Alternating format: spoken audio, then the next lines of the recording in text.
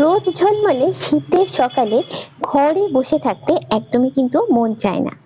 তার উপর সেই সকালটা যদি হয় উইকেন্ডের, তাহলে তো আর কোনো কথাই নেই। আজকে এরকমই একটা সকাল, তাই সবাই মিলে ঠিক হলো আজকে ঘরে বসে না থেকে চলে যাব কোথাও ঘুরতে, সারা দিন এনজয় করব। তো যাব কোথায় ঠিক হলো, ইকো পার্কের হরিণালয় যাব। এর আগে আমরা এখানে যাইনি, ফার্স্ট টাইম আজকে আমরা এখানে যাব এবং সারা দিন অনেকটাই এনজয় করব। সেরকমই প্ল্যান ছিল, সেই মতো প্ল্যান অনুযায়ী আমরা বেরিয়ে পড়লাম আমাদের গন্তব্যের উদ্দেশ্যে। এসে গেছি একদম ইকো পার্কে, চারদিক পুরো জমজমাট। আমরা যেটা করব, হরিণালয় যাব, তো সেই জন্য ঢুকলাম 4 নম্বর গেট দিয়ে। 4 নম্বর গেট দিয়ে এখানে পুরোটাই দেখতে পাচ্ছ, এটা পুরোটাই পার্কিং লট আছে।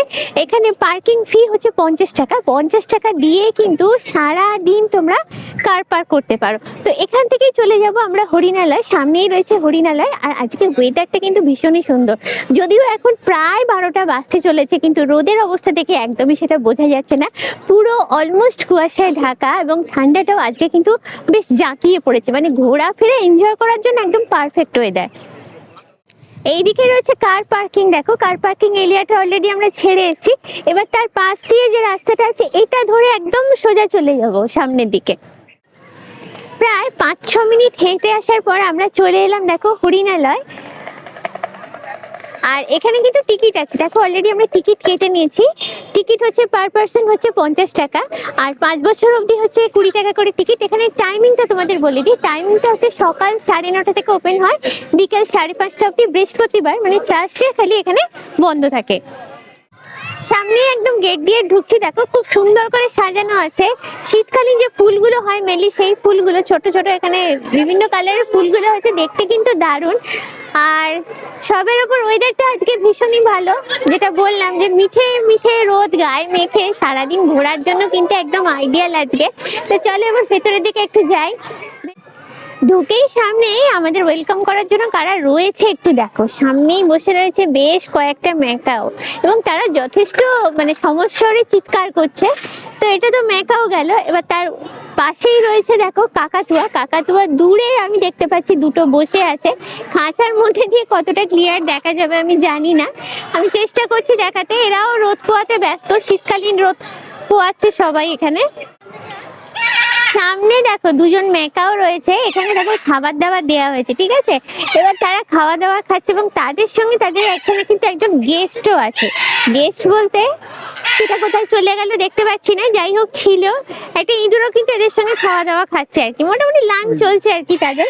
ওই দূরে দূরে দেখাই দেখো ইঁদুরটা এসে অলরেডি ওদের খাবার যে ট্রে গুলো আছে তার উপর লাফিয়ে পড়লো। তো ওদের সঙ্গে এদেরও লাঞ্চ চলছে আর কি, সবাই মিলে একসঙ্গে বেশ মিলেমিশেই এখানে থাকে দেখতে পাচ্ছি। এইখানে দেখো এসে কাদের দেখা পেলাম, সামনেই রয়েছে বিশাল রাজহাঁস। তিনি নড়াচড়া করে একটু জলের দিকে নামার চেষ্টা করছে। আর এইখানে এটার প্রপার নাম আমি জানি না, কোথাও দেখতে পেলাম না। সারস, ওই ধরনের সারস বা বকেট টাইপের কোনো পাখি, এটা এক পায়ে দাঁড়িয়ে আছে দেখো। আর এখানে জলের মধ্যে সামনে জল আছে, তাতে রাজহাঁস যেমন আছে, ছোট ছোট হাঁসও কিন্তু আছে। আর অনেকজনই দেখো, এই যে রাজহাঁস যেটা বলছিলাম তোমাদের, জলে নামবে নামবে অলরেডি নেবে সাঁতার কাটতে শুরু করলো। এখানে দেখছি দেখো টিয়ার কিছু টাইপ দেখতে পাচ্ছি আছে। তো আমাদের বাড়িতেও ছোট থেকে দেখেছি টিয়া পাখি ছিল, তো সেগুলো দেশি টিয়া মানে এখানকার টিয়া। তবে এগুলো আমার যেটা দেখে মনে হচ্ছে বিদেশি কোনো টিয়া, তার নামটা আমি এখানে সামনে কিছু নেই যার জন্য বুঝতে পারছি না, বাট দেখে এটা বুঝতে পারছি এটা টিয়া। তো এদেরও লাঞ্চ চলছে এখন, অলরেডি ট্রেতে খাওয়া দেওয়া আছে, তারা খাওয়া দাওয়া করছে আর কি। কি দারুণ জিনিস দেখো, সামনে কালো রাজহাঁস, সাদা তো আমরা দেখেছি, সাদা এবং কালো মানে ব্ল্যাক সোয়ান আর কি, দুজনেই একসঙ্গে যাচ্ছে। কি দারুণ দেখতে লাগছে। এর আগে কিন্তু সত্যি কথা বলতে কালো রাজহাঁস আমি দেখিনি, এখানেই আমি দেখলাম ফার্স্ট এসে যে কালো রাজহাঁসও হয়, এবং দুজনে যখন একসঙ্গে যাচ্ছে দেখতে কিন্তু দারুণ লাগছে।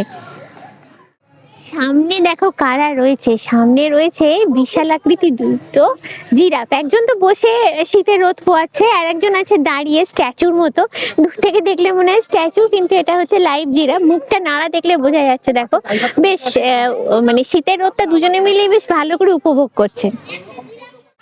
আর দেখা যাক নিচু হয়ে যাচ্ছে আবার।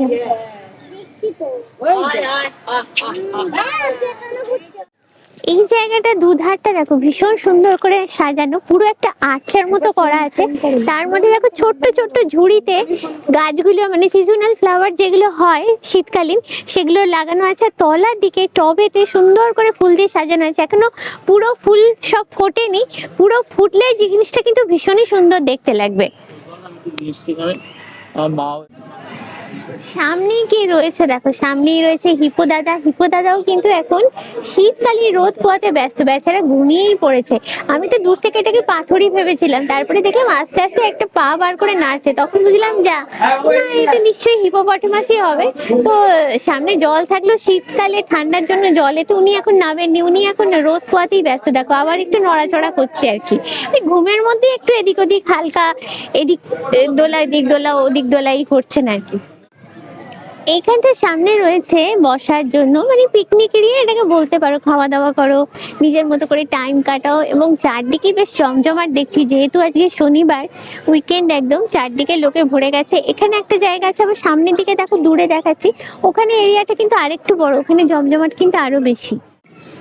আচ্ছা এখানে রয়েছে দেখো ক্রোকোডাইল, কিন্তু এগুলোকে না দূর থেকে একদমই বোঝা যাচ্ছে না, পুরো মনে হচ্ছে পাথরের কোনো ক্রোকোডাইল স্ট্যাচু পড়ে আছে। আর এরা যখন ঘুমোয় একদম স্ট্যাচুর মতোই ঘুমোয়, দূর থেকে দেখে কিছুই বোঝা যায় না। তো চোখ বন্ধ করে সবাই এখন দুপুরের ঘুম দিতে ব্যস্ত আর কি। তিনখানা ক্রোকোডাইল দেখতে পাচ্ছি এখানে আছে দেখো। এই দেখো সামনে কারা রয়েছে, গিবন। অলরেডি তারা সার্কাস দেখাতেই ব্যস্ত, দেখো এদিক থেকে ওদিক ক্রস ওভার করছে আর কি। আবার আরেকজন ওদিকে গিয়ে গাছ ছেড়ে কিছু খাওয়ার চেষ্টা করছে, দুজন চলে গেল ওইদিকে দেখো, দিয়ে ওখানে ঝুলে খানিকটা সার্কাসে সেই ট্রফিজের খেলা দেখাতেই ব্যস্ত। তারপরে ওখানে গিয়ে দুজন দাঁড়িয়ে গেল, একটা লোকজন চারদিকে সেগুলোই তাকিয়ে দেখছে। আর সামনে কি দারুণ দৃশ্য দেখো, প্রচুর প্রচুর হরিণ, এরাও কিন্তু বসে রোদ পোয়াচ্ছে। আর মাঝে দেখলাম একটা দুটো, এই যেমন ওইদিকে একটা ছোট্ট বাচ্চা হরিণ দেখো ছুটে ছুটে বেড়াচ্ছে, এদিকে ডাকলে দেখি আসে কিনা, আয় আয় আয় আয় আয়। না তার এদিকে আসার কোনো মুড নেই, সে এদিক ওদিক ঘুরে আবার তার টিমের মধ্যে চলে যাচ্ছে আর কি। প্রচুর প্রচুর হরিণ, ওদিকেও দেখো একটা বাচ্চা হরিণ আছে, ওদের ঘর করা আছে, ছোট বাচ্চা হরিণ ওখানেও একটা দাঁড়িয়ে আছে। আর এখানে বড় সিংহলা যে হরিণগুলো আছে সেগুলো দেখো সামনে বসে আছে।